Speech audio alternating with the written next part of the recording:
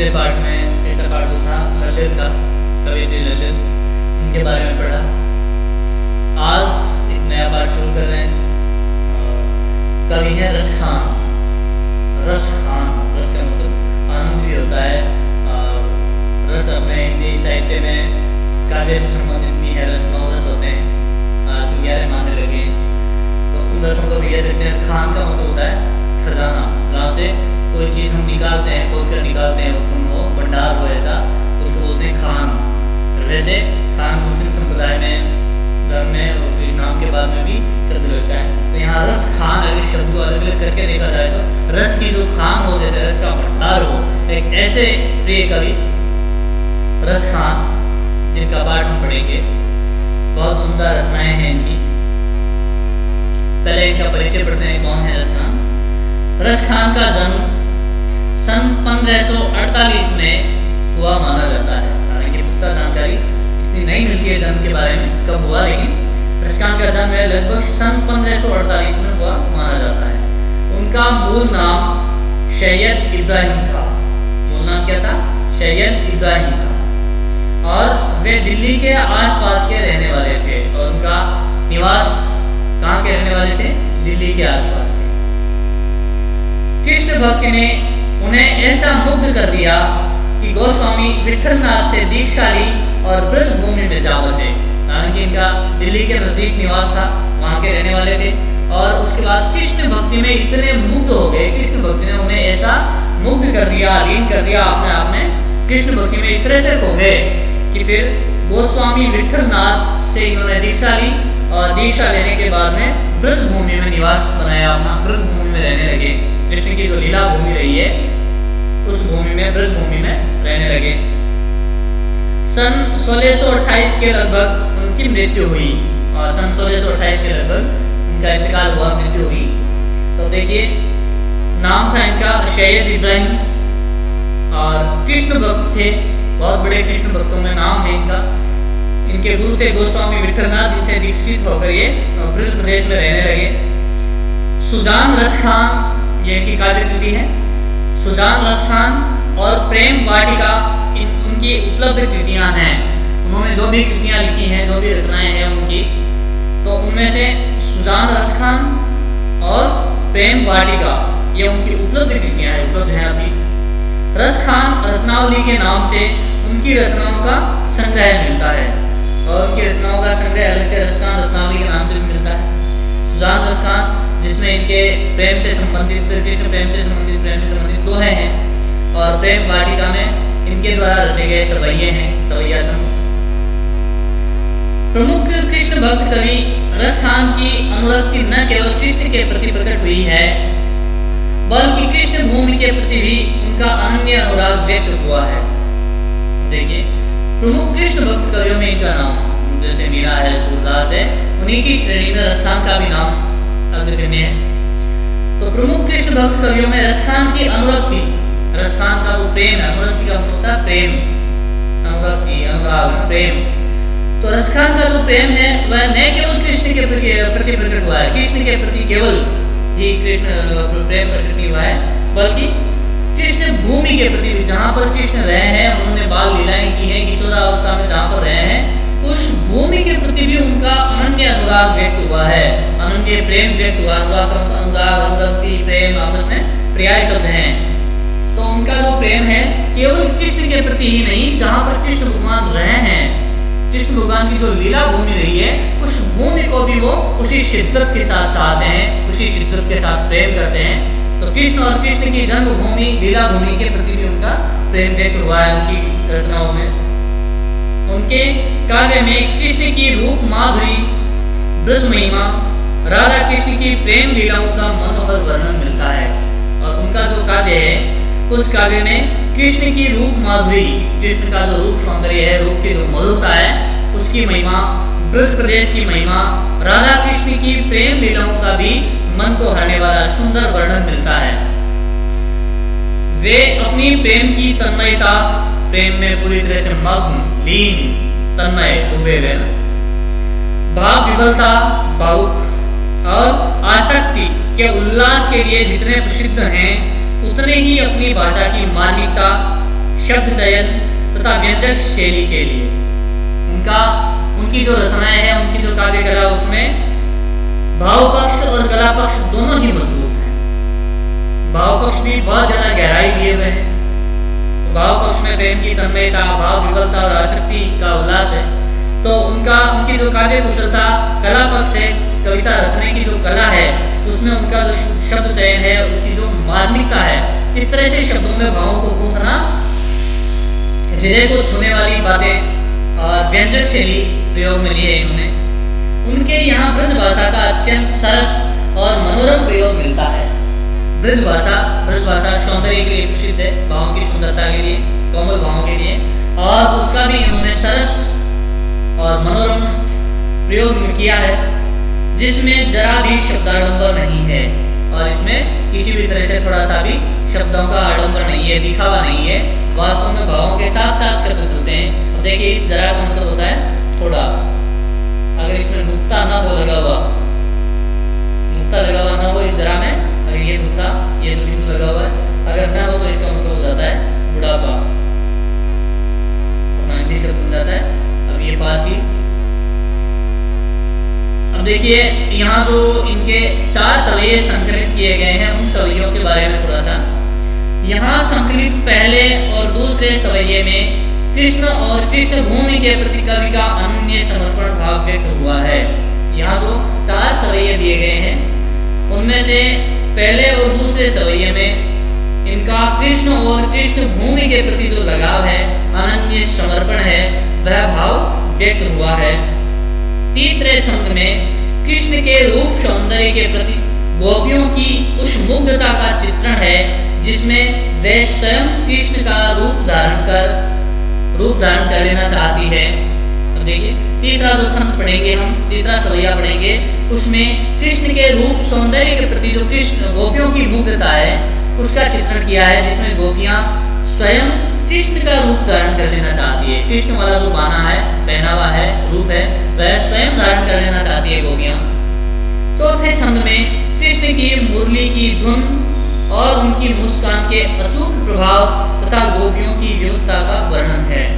चौथे सवैये में पढ़ेंगे कि कृष्ण की जो मुरली की धुन है और उनकी जो मधुर मुस्कान है, उसका इतना अचूक प्रभाव है कि गोपियां विवश हो जाती हैं, उनकी तरफ खींची चली जाती हैं, और उसी गोपियों की व्यवस्था का वर्णन चौथे छंद में हम पढ़ेंगे, चौथे छंद में देखने को मिलेगा। अब हम इनके छंदों के बारे में पढ़ चुके।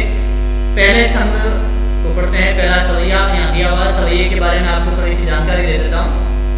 सवैया एक वाणी छंद है। लय, गति, यति के साथ में जो रचना की जाती है, शब्दों, अक्षरों का, मात्राओं का ध्यान रखकर उनके अनुसार जो रचना की जाती है, वह छंद है। और छंदों में भी यह सवैया छंद है। सवैया बहुत छंदों में लिखा हुआ है सवैया। सवैये छंद है, और सवैये की विशेषता होती है कि पंक्ति में यहाँ तक पूर्ण विराम, जहाँ या इस यति कहते हैं, इस पूर्ण विराम तक, इस यति तक 22 से लेकर 26 अक्षर होते हैं। 22 से लेकर 26 तक अक्षर होते हैं गिनती में, और जितने अक्षर पहली पंक्ति में, फिर उतने ही अक्षर आगे चारों पंक्तियों में होते हैं, बराबर होते हैं। और 22 से लेकर 26 तक एक पंक्ति में अक्षर हो सकते हैं।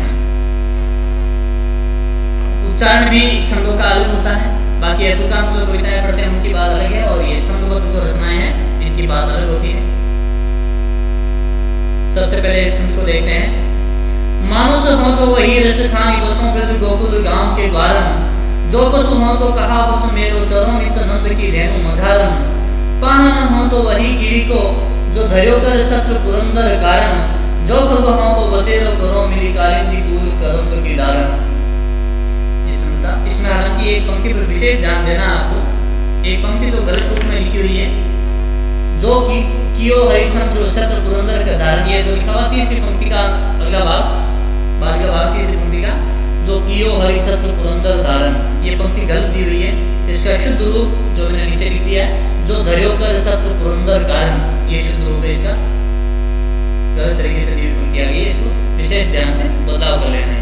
जो धर्यो कर छत्र पुरंदर कारण, पुरंदर होता है इंद्र। अब इसके हम पहले शब्दार्थ लेते हैं। मानुष्य क्या होता है? मनुष्य। क्या होता है मनुष्य?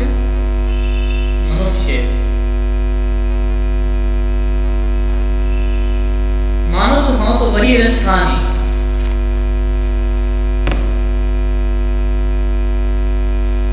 हो तो, अगर हो तो इसमें कोई विशेष शब्दार्थ नहीं।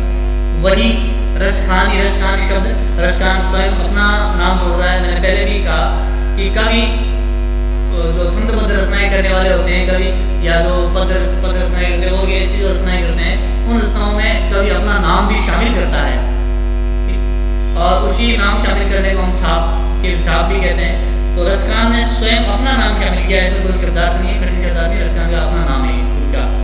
मानुष हो तो वही रसखानी, बसों ब्रज गोकुल गांव के ग्वारन। बसों निवास करो, रहो, निवास करो या रहूं। बसों ब्रज, गोकुल ब्रज ये क्षेत्र जो कृष्ण भगवान की शुरुआती लीला भूमि रही है, जहाँ पर उनका बचपन बीता है, किशोरावस्था बीती है, वह ब्रज गोकुल प्रदेश है के गांव, गोकुल गांव के ग्वारन, ग्वारन ग्वाला और ग्वाला का बहुत रूप है ग्वालों। गाय वगैरह चराने वाले जो होते हैं वो बोलते हैं ग्वाले, या बहुत रूप है ग्वालों के। जो पशु हो तो कहा बस मेरो, चरो नहीं तो नंद की धेनु मुजारन। जो पशु, पशु शब्द जो हिंदी का शुद्ध रूप है होता है, उसका ही यहाँ पर थोड़ा सा तद्भव रूप दिया गया, पशु, जानवर। जो पशु हो तो कहा बस मेरो, जो पशु हो तो, अगर पशु बनूं तो कहा बस मेरो, मेरा क्या बस, मेरा क्या नियंत्रण। चरो नित्य नंद की धेनु मुजारन। चरो नित्य, नित्य नित्य मतलब रोजाना, नित्य। चरो चरना क्रिया है, गाय वगैरह जो भी घास खाती है उसको बोलते हैं चरना। चरो नित्य नंद की धेनु मुजारन। नंद बाबा जहाँ कृष्ण भगवान का लालन पालन हुआ था, वह नंद, और की धेनु मुजारन, धेनु का मतलब होता है गाय, और यहाँ धेनु मुजारन का मतलब है गायों के मध्य या बीच में।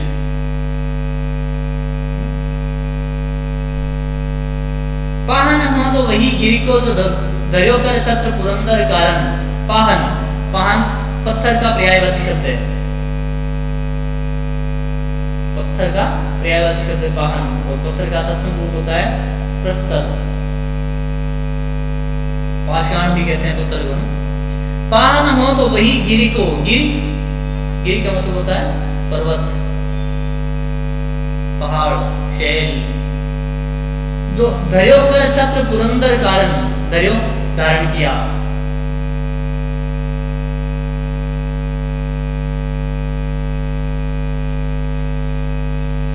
जो धर्यो कर छत्र, कर हाथ, कर का मतलब करना भी होता है, हाथ भी है। छत्र, छत्र की तरह, छाता, बड़ा छाता, इस बारिश से बचाने के लिए होता है छाता। पुरंदर कारण, पुरंदर, पुरंदर इंद्र जो वर्षा के देवता माने जाते हैं या देवताओं के राजा कहे जाते हैं, इंद्र, इंद्र का पर्याय शब्द है पुरंदर, उसके कारण।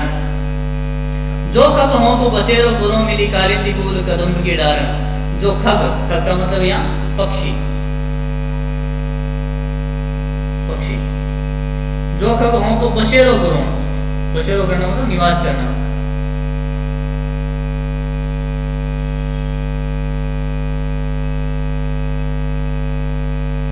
निवास करो, बसेरो करो। मेरी कालिंदी कूल कदम्ब की डारन। कालिंदी, कालिंदी यमुना नदी का नाम है, यमुना नदी को कहा जाता है कालिंदी। कूल, कूल का मतलब होता है तट, किनारा, यमुना नदी का किनारा। कदम्ब, कदम्ब के वृक्ष होते हैं, वृक्षों की एक प्रजाति, शाखा है, वृक्षों की एक प्रजाति है कदम्ब। डारण, डाल, डाल का बहुवचन रूप है, डाल का मतलब होता है डाल, डारण बहुवचन रूप है, डालों का नाम।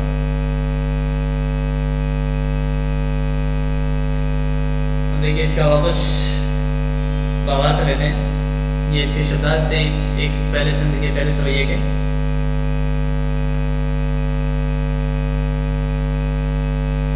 क्या कहना चाह रहा है कवि इसके माध्यम से, इसको हम पढ़ेंगे।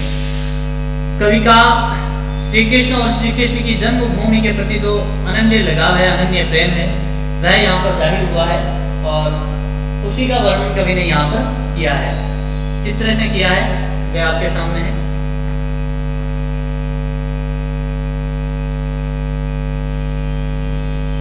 मानुष हो तो वही रस खान बसों ब्रज गोकुल गांव की ग्वारन। कवि रसखान कहता है कि अगर मैं मनुष्य बनूं अगले जन्म की बात कर रहा है, आगे की बात कर रहा है। अभी तो रसखान के रूप में है ही, मनुष्य ही है, लेकिन आगे की बात कर रहा है, आगे की अपनी कामना बता रहा है कि मेरी कामना क्या है। मानुष हो तो वही रसखानी। रसखान कहता है कि अगर मैं मनुष्य बनूं तो वही, कौन सा, बसों ब्रज गोकुल गांव के ग्वारन। हे ईश्वर, मुझे अगर मनुष्य रूप में जन्म दे, अगर मैं मनुष्य बनूं तो मुझे ब्रज और गोकुल प्रदेश में उसी गोकुल गांव के ग्वालों के बीच में रहूं, निवास मेरा वहां हो, मेरा जन्म वहां हो कि मैं गोकुल के ग्वालों के बीच में रह सकूं, उस ब्रज प्रदेश में रह सकूं जहां पर श्री कृष्ण भगवान रहते थे और ग्वाले के रूप में उन्होंने गायें चराई हैं। मैं उस गांव के ग्वालों के बीच में रहना चाहता हूँ। तो कृष्ण की जन्मभूमि से भी इतना लगाव है कि वह मनुष्य रूप में अगर जन्म ले तो रसखान कहता है कि मुझे वही जन्म मिले, उस गोकुल गांव के ग्वालों के बीच में निवास हो मेरा, वही जन्म मिले मुझे। अब देखो, जो पशु हो तो कहा बस मेरो, चरो नित नंद की धेनु मुजारन। अगर मैं पशु रूप में जन्म लूं, अगला जन्म मेरा अगर पशु रूप में हो तो मेरा क्या बस।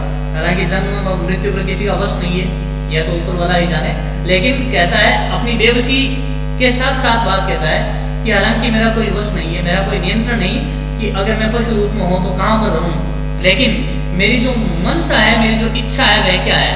जो पशु हो तो कहा बस मेरो, जो पशु अगर रूप में जन्म लूं तो मेरा कोई वश नहीं है, लेकिन मेरी कामना है कि चरो नित नंद की धेनु मुजारन।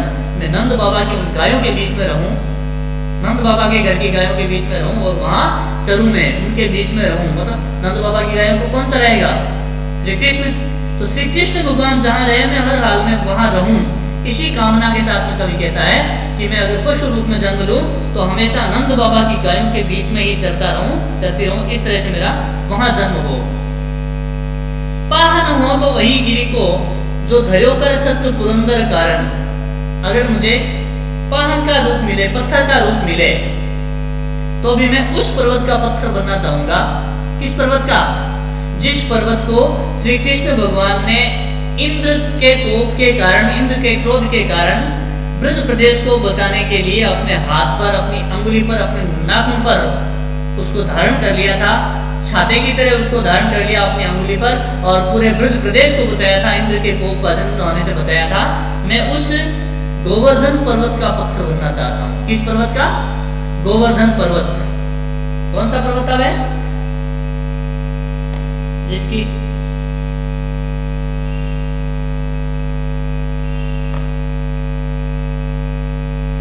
गोवर्धन पर्वत।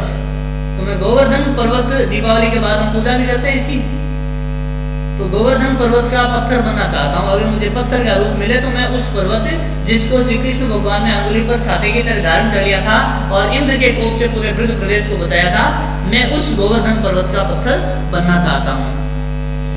और फिर अगली पंक्ति देखिए, जो खग हो तो बसेरो करो मेरी कालिंदी कूल कदम्ब की डारन। कवि कहता है और अगर मुझे खग के रूप में, अगर मुझे पक्षी के रूप में जन्म मिले, अगर अगला जन्म मेरा पक्षी के रूप में हो, अगर मैं पक्षी बनूं तो मेरी यही मनोकामना रहेगी कि मैं कहाँ बसेरा करूं, कहाँ रहूं? कालिंदी कूल कदम्ब की डारन। यमुना नदी के तट पर जो कदम्ब के वृक्ष हैं, उन्हीं कदम्ब की वृक्षों की डाल पर मेरा बसेरा हो और मैं वहीं रहूं, जिससे कि मैं श्री कृष्ण भगवान की लीलाओं को देख सकूं। क्योंकि श्री कृष्ण भगवान जब गाय चराने के लिए जाते थे तो उसी कालिंदी के किनारे खेला करते थे, वहीं रहा करते थे, वहीं उस कालिंदी में उनकी रास लीलाएं हुई है। तो उन्हीं की रास लीला को मैं देखता रहूं, उन्हीं की लीलाओं को मैं खेलते देखता रहूं। तो इसलिए मैं अगर पक्षी रूप में भी जन्म लूं तो मुझे कालिंदी के तट पर, यमुना के तट पर जो कदम्ब के वृक्ष हैं उनकी डाल पर बसेरा मिले, उनकी डाल पर बसेरा करना चाहता हूँ। मतलब कहने का भाव कि रसखान को श्री कृष्ण और उनकी जन्मभूमि से इतना लगाव है, इतना प्रेम है कि वे हर हाल में उन्हीं का सामिप्य प्राप्त करना चाहते हैं। उनका कहना है कि अगर मुझे मनुष्य के रूप में जन्म मिले तो मैं ब्रज प्रदेश में गोकुल गांव के ग्वालों के बीच में जन्म लूं, वहां पर रहूं।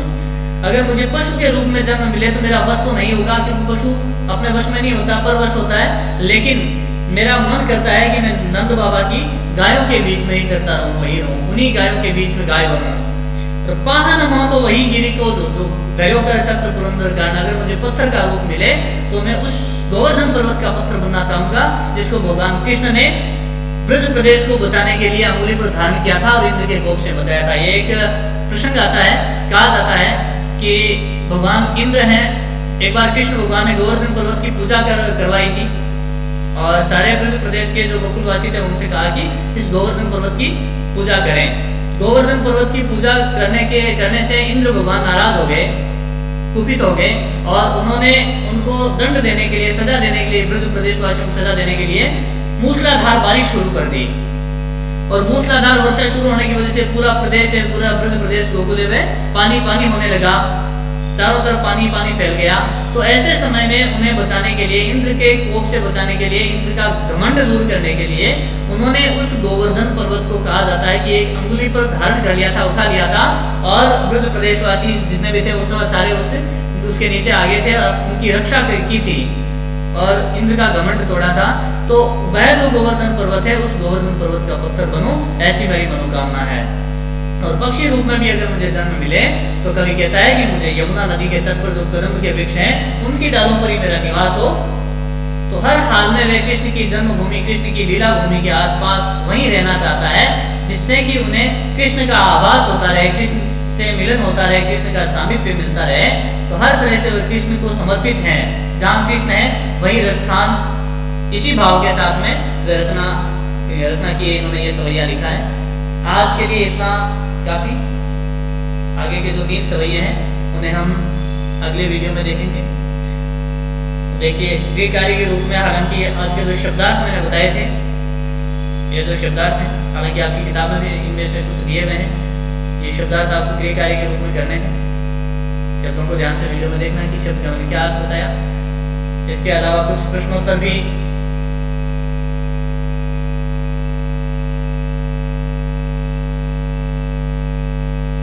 ये 500 प्रश्न है। आपके विचार से कवि पशु, पक्षी और पहाड़ के रूप में भी श्री कृष्ण का सानिध्य क्यों प्राप्त करना चाहता है, इसका जवाब लिखना है। और 8वां प्रश्न है, कालिंदी कुल कदम्ब की डारण में कौन सा अलंकार है? एक अलंकार जिसके बारे में जानकारी दे दूं।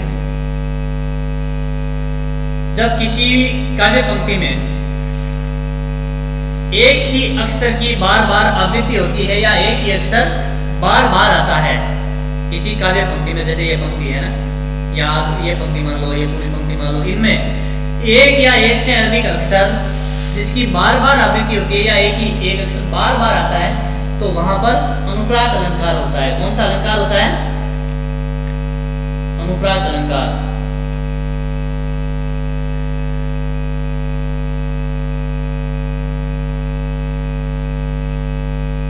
तो यहाँ पर देखिए, कालिंदी कुल कदम्ब की डारण की आवृत्ति हुई ना, चाहे मात्रा कोई सी भी हो, मात्रा का कोई फर्क नहीं पड़ता, लेकिन अक्षर कौन सा है, वर्ण कौन सा है देखा जाएगा। तो क्या की आवृत्ति हुई है, इस वजह से इसमें कौन सा अलंकार होगा? अनुप्रास अलंकार होगा। इस तरह से आप भी देखेंगे कि जब जहाँ किसी पंक्ति में एक ही अक्षर की बार बार आवृत्ति हुई है और उसकी वजह से उस पंक्ति की सुंदरता बढ़ रही है, तो वहां पर होता है अनुप्रास अलंकार। ठीक है, आज के लिए मैंने गृहकार्य के रूप में 2 प्रश्न दिए आपको, शब्दार्थों के अलावा 5वां प्रश्न करना है आपको और 8वां प्रश्न भी करना है। आज के लिए बस इतना ही।